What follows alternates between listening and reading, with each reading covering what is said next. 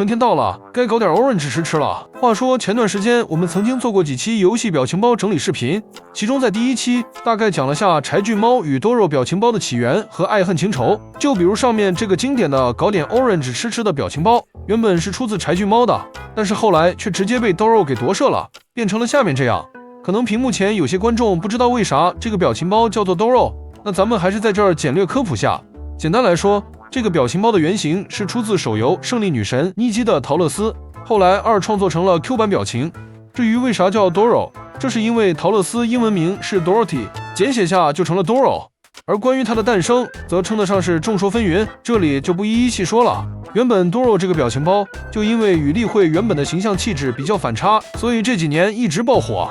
不过互联网就是一个巨大的家人，各种梗图与表情包层出不穷，是个典型的只见新人笑，不见旧人哭的地方。但是最近 Doro 凭借橘子又在各大平台上火了一把。这次 Doro 虽然依旧是印象中那种傻傻的样子，但却依稀中带上了一股忧伤的味道。我想上面这种 Doro 结局相关的创作，如果你这几天高强度上网冲浪，应该刷到过不少。至于具体起源已经不可考了，但可以肯定的是，最开始 Doro 结局相关创作都与橘子有关，且结局基本都是 BE 线。我想这批 BE 创作者可能是从朱自清背影的那段“你待在这里不要动，我去买2个橘子”找到的灵感。当然，也许可能还结合了他们最近不太顺利的人生经历。巧合的是 ，Doro 结局的主题基本都是离别。当然，后续 Doro 结局系列也随着传播，发展出了更多样式。只不过主题依旧有些悲伤，虽然加了一丝温馨。也许有些结局实在是过于让人悲伤了，导致许多网友看不下去了，于是乎开始在评论区里增加正能量。后来，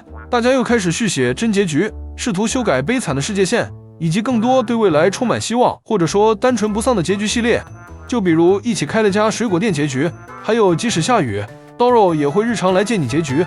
当然，我最喜欢的还是社会主义结局，还有最异世界结局，这个我认为是最地狱笑话的一个。当然也有抽象结局，但这些基本都存在于评论区。比如 Doro 没钱买 Orange 了，于是别人给了他一张密码是0，余额也是0的银行卡，让他随便刷。还有 Doro 试图假装成艾莉西亚，结果却被认成永雏塔菲。Doro 结局这个2创系列能火，除了一些流量因素外，我认为可能是大家从其中找到了共鸣。Doro 可以是 Doro， 也可以是你身边的任何关心你的人，又或者说每个人身边都有一个 Doro。